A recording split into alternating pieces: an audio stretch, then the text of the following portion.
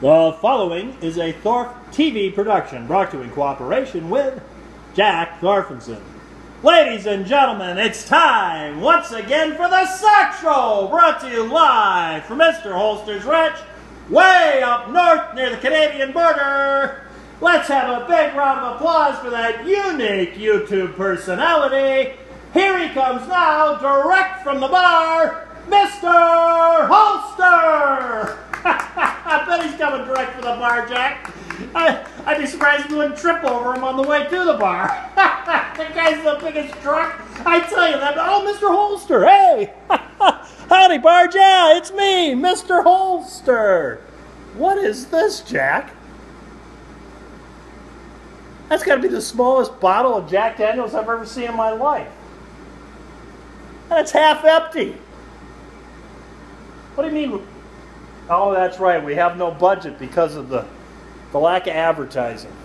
I forgot, Jack. Oh, Jack, is this from your room? Did you bring your own bottle down here? Oh, buddy. Ah, you're a pal. Thanks, buddy.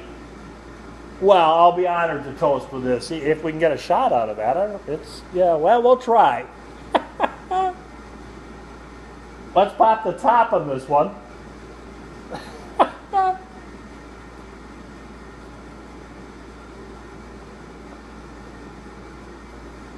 Oh my, yeah. Jack Daniels sour mash whiskey. How's that smell, guys? Isn't that good? Isn't that good? You know what? Tonight I'll give you a treat since it's such a small bottle. I think I can get the bottle right up there for you to take a whiff. Yeah, there you go. Yeah, it's good stuff, Jack. It smells delicious. Thank you. We'll put a little. That one didn't look very clean. Yeah, look, you know, all these look pretty dusty. Put a little in the old ranch shot glass. West Texas dust. Well, that's pretty good, Jack. It's you know what, Jack? I'll have a Brannigan Boilermaker with that. It's almost half a shot. Those are big shot glasses, buddy. Yeah, there's got to be at least an ounce there. That's not bad at all. Thank you, Jack. That was very nice of you. You're a trooper. You're backing the cause 100%, and I appreciate it, pal.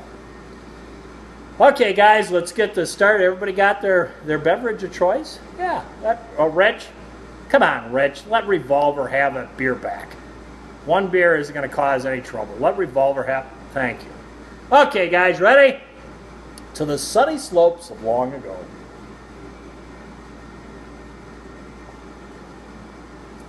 That doesn't heat you up and cool you down all at the same time.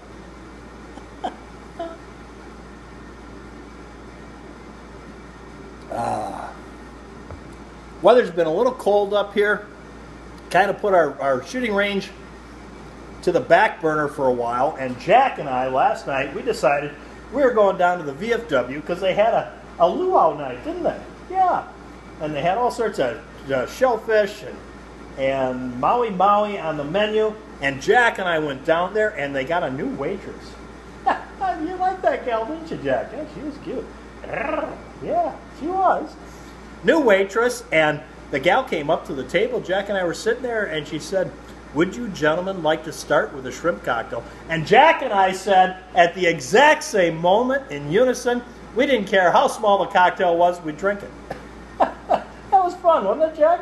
Jack had a few too many, though. You know, he's... Well, I'm sorry, but you were upset about breaking up with your girlfriend. Mostly you're upset because they came and took the Ferrari away on a flatbed. I would have been upset by that, too. But, you know, the little shorts you were wearing and the Dodger baseball cap, Jack, it was just over the top. It was too much.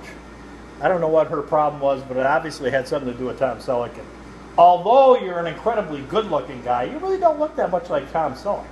I can't remember anybody ever saying you looked like a young Tom Selleck. Yeah, or a young Robert Mitchum. I've heard him say that too, yes.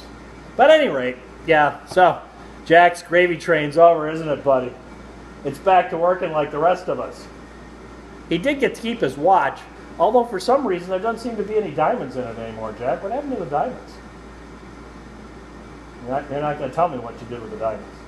Okay, that's all right. That's all right. Didn't have something to do with the poker game. You stayed late at the VFW afterwards. I came home, you stayed and played poker. It didn't have something to do with that, does it? Okay, just you ignore me. That's fine. At any rate, so we came back, and I tell you, I came back. Jack didn't come back till later. I came back, and I was so tired when I got back. I fell asleep as soon as my head hit the lawn. Yeah. I got up the next morning, and I decided I should really go down and see my doctor. You know, Doc Shaky Hands down in the city. So Jack and I, we went down to see Doc Shaky Hands, and I got there, and I said to the doctor, I said, "Doctor, I don't know what it is. First thing in the morning, I get up and I look in the mirror, and I feel sick to my stomach and want to throw up." And the doctor said, "Oh, I don't know what your problem is, but your eyesight is perfect." And so he started to examine me, and he said, "I can't find anything wrong. It must be the drinking." And I said, "Well, Jack and I can come back after lunch. We'll go have lunch, and then I'll give you a chance to sober up." So after lunch, we went back, and the doctor did an x-ray. And you should have seen it. My liver was throwing an olive at the camera. But the doctor told me two things before we left that I should do that would help a great deal. One was to stay away from fat, and I said, "Doctor, no problem. I don't want to have anything to do with my mother-in-law." And he also said I should get up and have rye toast every morning. So that's what I did this morning, but you know, as soon as I poured the rye in the toaster, the lights in the house went out. Yeah. You all right, buddy? That joke wasn't that bad.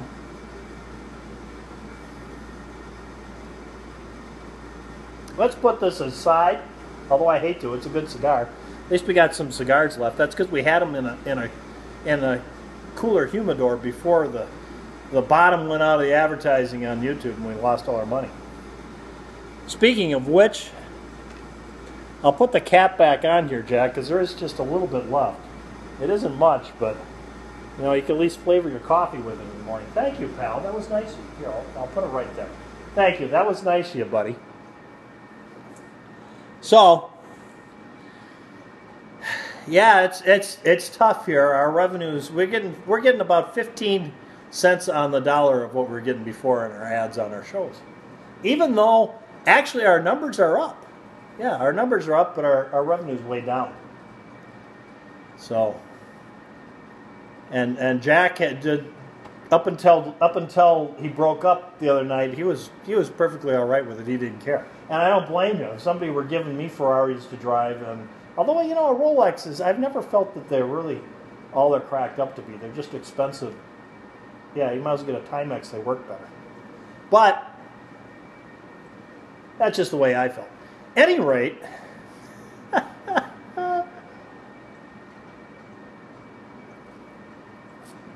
This is what I thought I'd talk about tonight.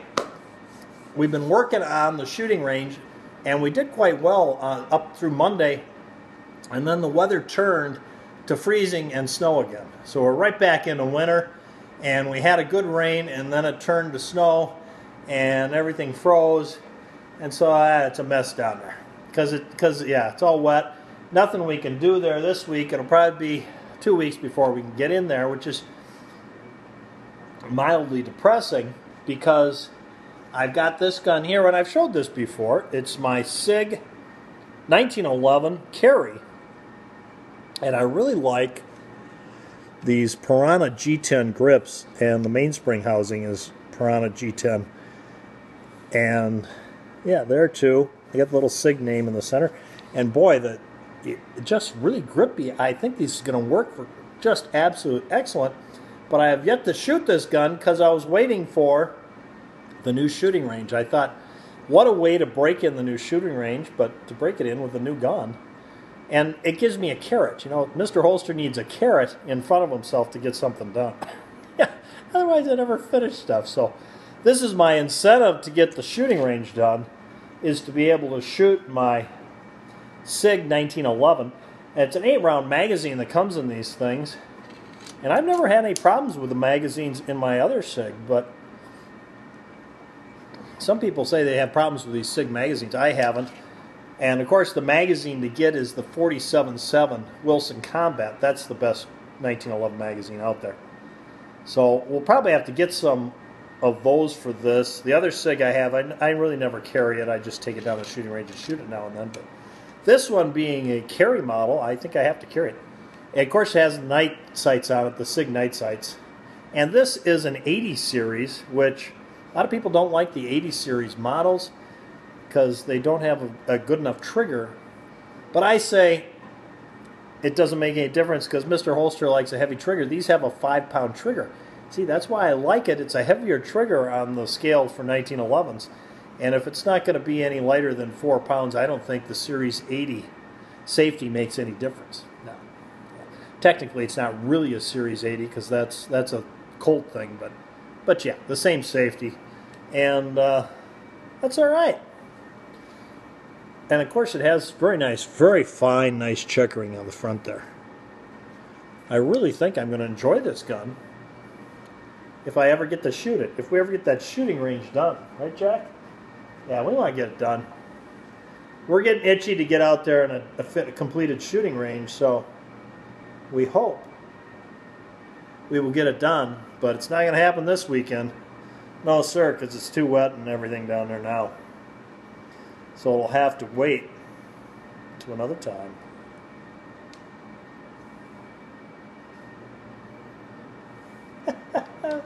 Ambidextrous Safety, which I think mixed emotions about the ambidextrous safeties on 1911s. But I mean, it's a nice concept if you're right-handed. It's a nice concept if you're left-handed to have the ambidextrous safety. But if you're right-handed and your arm gets taken out of the fight, you've got that ability to use the safety with the left hand. But then on the other hand, some people don't like the ambidextrous safety because you're right-handed. Now your safety's out here where you could actually knock it off, and some people don't like it for that. But this is a very, very positive safety. I don't see that as an issue, and I'd like to have the ambidextrous safety for the reason I just stated. The only thing this gun really needs is it needs some O-rings on the screws. And of course it's got Allen head screws, so you got to be careful with those things. You don't snap them off. The American head would be a better way to go, I feel, but that's what it came with. It's the commander size, so we're gonna get out and shoot this on the new range. See, got to get that new range done, and of course I got my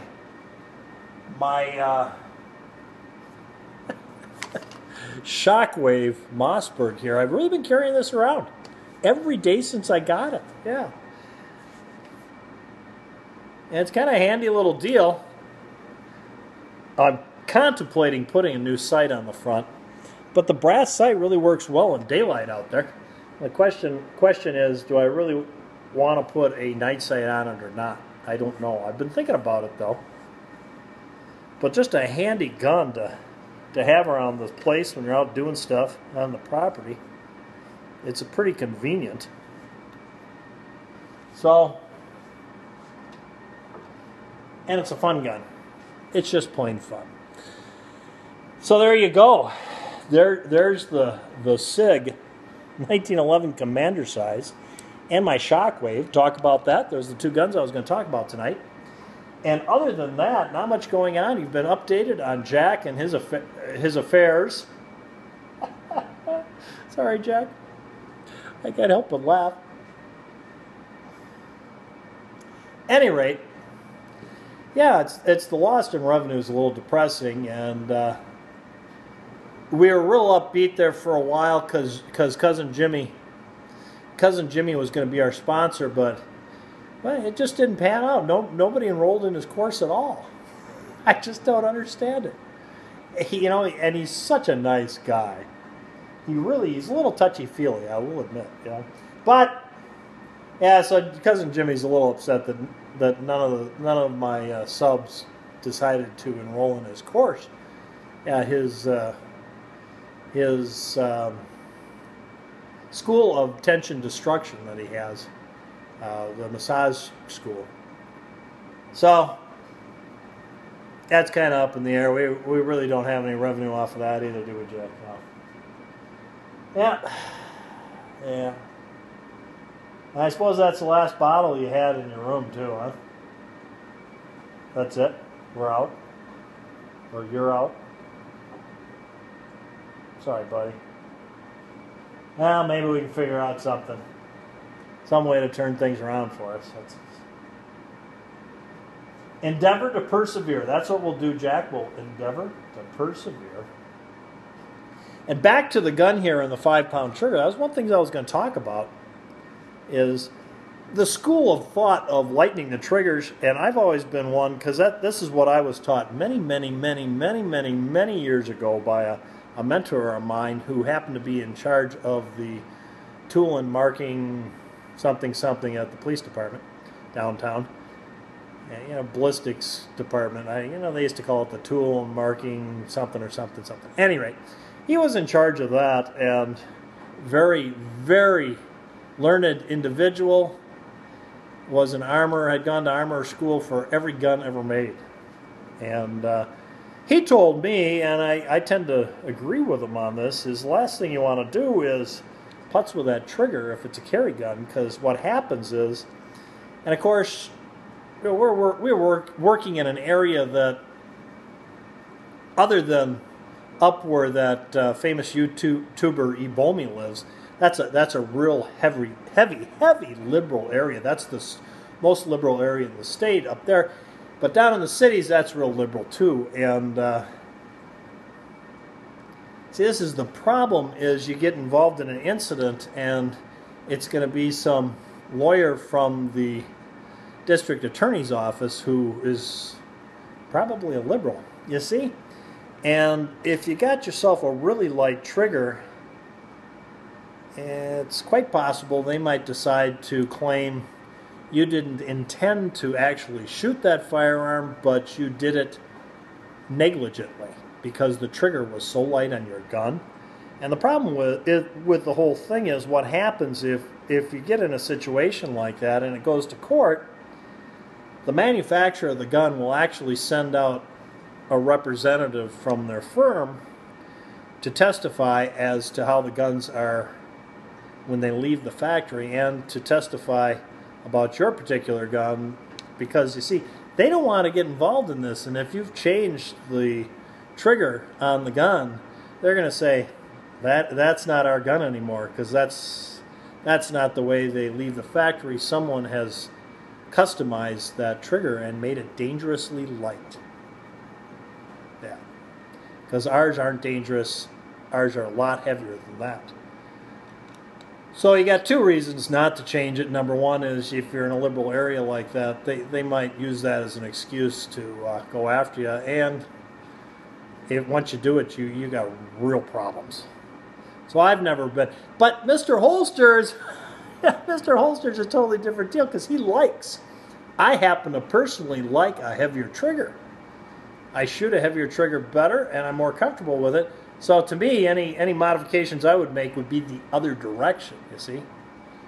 And if you go the other way and make it a harder trigger pull, yeah, not a problem. And a lot of manufacturers, like Smith & Wesson, has a law enforcement trigger, like a 10-pound trigger for their M&Ps you could put in there. Glock, for instance, has the New York 1, which is like an 8-pound, they say. I think it's more 10-pound trigger. And the New York 2 trigger, which is doubles it, ends up being like 13 to 15-pound trigger, depending on the gun. So, but I like a real heavy trigger, just because that's what works best for me. But it's a win-win for me, because then I don't have to worry about that quite as much. Because yeah, that kind of thing happens. And of course, even if the district attorney doesn't decide to do that, it's say they're a normal, well-adjusted individual, and they rule it was justifiable shooting, and you did everything right, you're still got to worry about the person you shot, or if they didn't happen to make it, their relatives suing it, and that's going to come into play, because they're going to claim you didn't intend to shoot them, you did it accidentally, and because you did it accidentally because you had taken that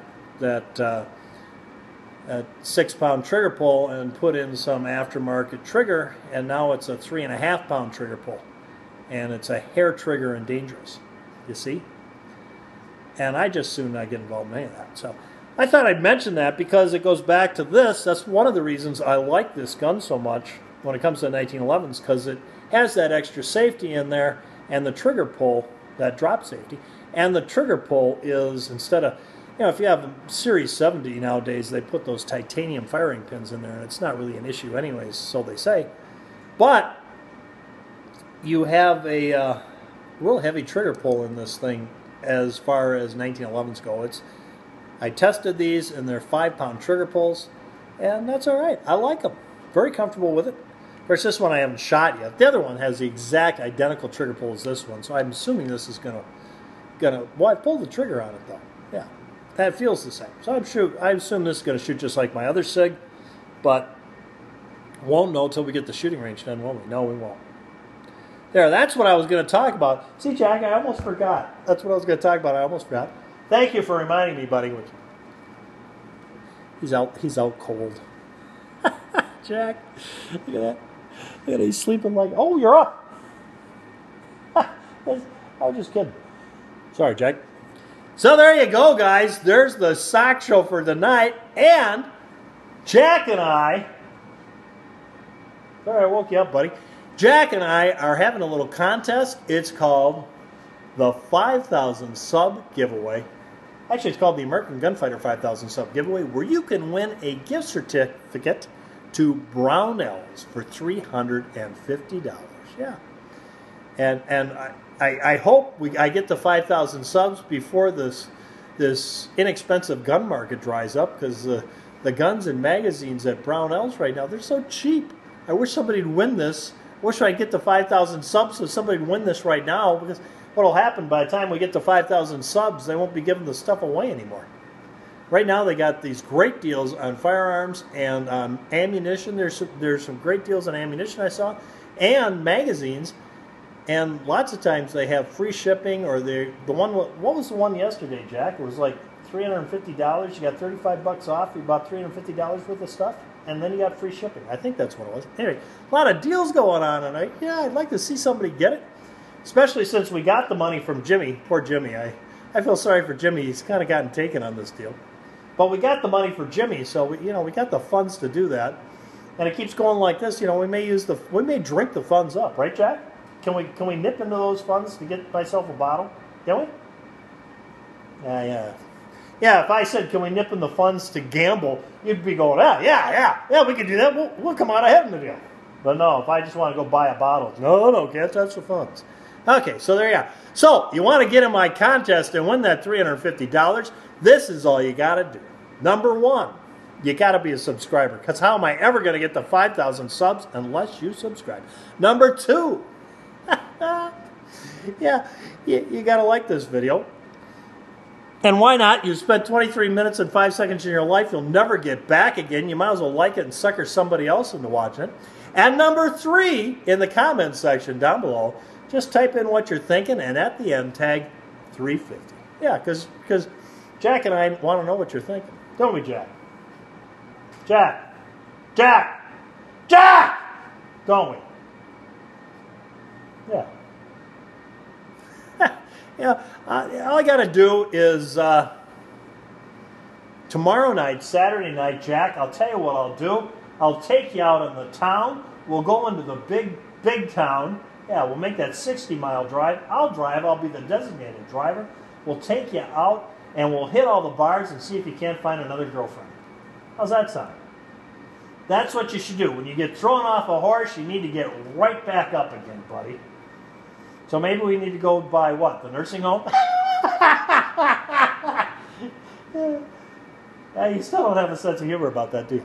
There you go, guys. Thanks for tuning in. If you like my channel, please subscribe. Until next time, from Mr. Holster and Jack, go out and stay safe. Ooh, 24 minutes and 27 seconds of your life you'll never, ever, ever get back again.